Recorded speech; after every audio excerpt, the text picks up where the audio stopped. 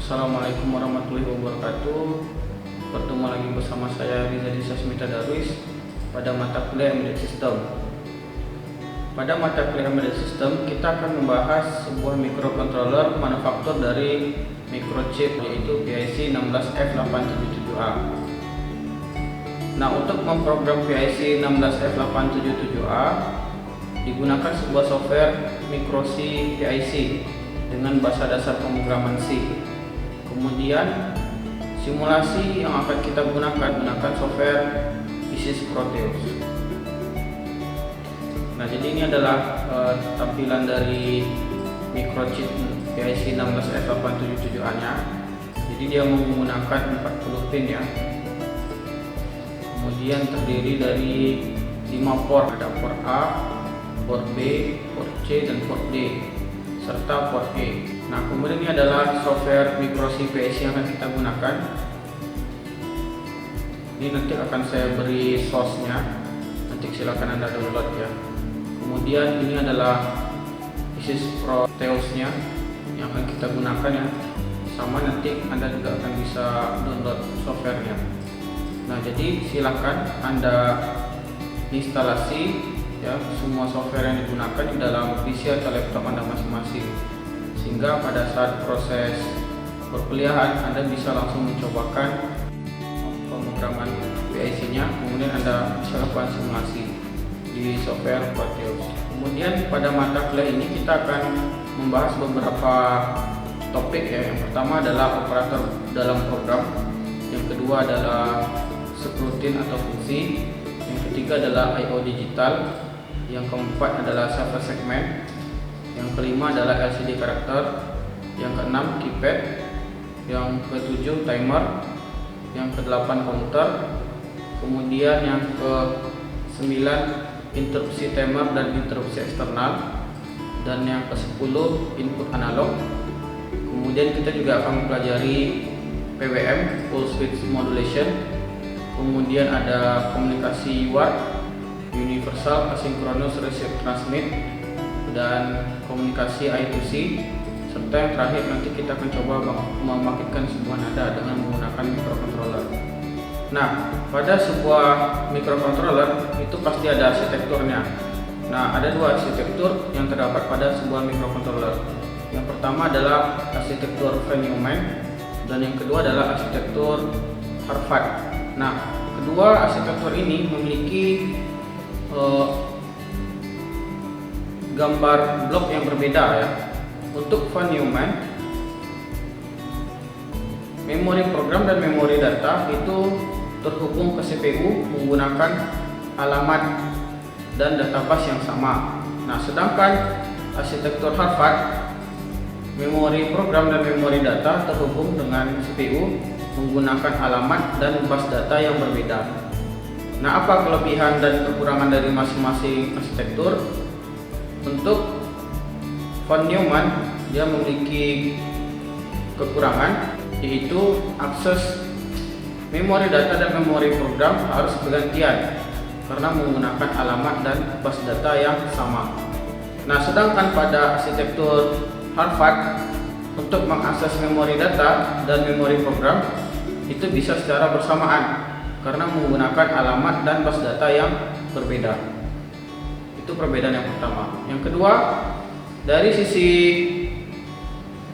kecepatan untuk membaca memori data dan memori program, Harvard lebih cepat karena bisa dibaca dalam satu waktu yang sama. Sedangkan von Neumann membutuhkan waktu akses yang sangat lama karena bergantian dalam mengakses memori data dan memori program, karena tadi menggunakan alamat dan bus data yang sama. Nah, secara rancangan hardware, von Neumann lebih unggul dibandingkan arsitektur Harvard karena dia hanya menggunakan satu bus data dan satu alamat. Nah, artinya dia lebih irit ya dibandingkan yang Harvard, karena Harvard menggunakan dua alamat dan dua bus data. Sistem microcontroller merupakan komputer kecil yang terintegrasi dalam satu keping semikonduktor yang terdiri dari prosesor, memori, serta peripheral input-output yang dapat diprogram. Ya, microcontroller dirancang untuk sistem embedded. Kemudian memori dalam microcontroller terdiri dari memori program dan memori RAM, bahkan EEPROM. Nah, artinya ada 3 memori yang terdapat di dalam sebuah microcontroller. Kemudian sama halnya dengan mikroprosesor, microcontroller bekerja berdasarkan pada program yang telah dimuatkan ke dalam memori program. Setiap microcontroller telah dibekali oleh bahasa pemrograman assembly oleh pembuatnya, sehingga setiap microcontroller memiliki bahasa assembly yang berbeda-beda dari pabrikan yang berbeda-beda pula. Nah, dengan menggunakan bahasa tingkat tinggi, maka pemrograman microcontroller menjadi lebih mudah. Ya, terdapat beberapa kompiler bahasa tingkat tinggi yang dapat digunakan dalam memprogram microcontroller. Antaranya adalah kompiler C. Kemudian microcontroller banyak digunakan dalam sistem embedded untuk keperluan rumah tangga, perkantoran, maupun dalam kendaraan. Contohnya yaitu untuk mesin cuci. Nah, di dalam mesin cuci itu ada komponen microcontrollernya. Kemudian AC juga ada komponen microcontrollernya. Kemudian sistem audio video itu juga terdapat microcontroller di dalamnya. Kemudian sistem keamanan. Ya, misalkan dalam sebuah pintu ada sistem keamanan dengan menggunakan fingerprint atau kamera, itu pasti menggunakan microcontroller. Kemudian sistem injeksi bahan bakar itu juga dikontrol dengan menggunakan sebuah microcontroller. Dan sistem transmisi otomatis itu juga di dalam kendaraan diatur oleh sebuah microcontroller, dan banyak lagi aplikasi-aplikasi lainnya dari sebuah microcontroller. Nah, sebelum kita memulai kuliah kita embedded system, maka kita sebaiknya harus mengenal suatu sistem bilangan. Nah, sistem bilangan dalam bilangan komputer itu terdapat 4 jenis bilangan. Yang pertama adalah bilangan biner. Nah, bilangan biner itu berbasis 2. Ada 2 basis, ya, kalau nggak 0, kalau nggak 1, hanya 2 itu aja kemungkinannya. Kemudian bilangan oktal. Nah, bilangan oktal terdiri dari 8 basis bilangan.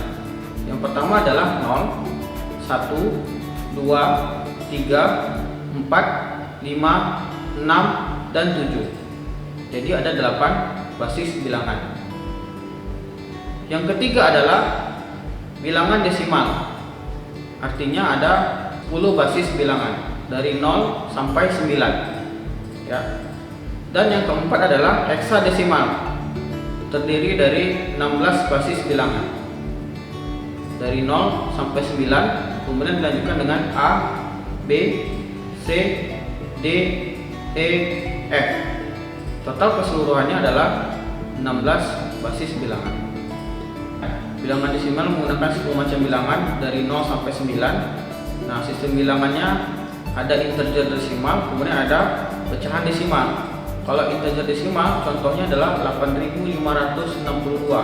Nanti dia nilai ribuannya adalah 8, nilai ratusannya adalah 5, nilai puluhannya adalah 6, dan nilai satuannya adalah 2. 8562. Nah, sedangkan untuk bilangan desimal pecahan contohnya 65,48. Nah, artinya ada bilangan pecahan, tidak integer ya. Jadi 6-nya adalah puluhan, 5-nya adalah satuan, 4-nya adalah 10 pangkat min 1 ya, dikali 4. Nah, 8-nya adalah 10 pangkat min 2 dikali 8. Demikian apa yang bisa saya sampaikan di pertemuan pertama. Semoga bermanfaat. Terima kasih. Assalamualaikum warahmatullahi wabarakatuh.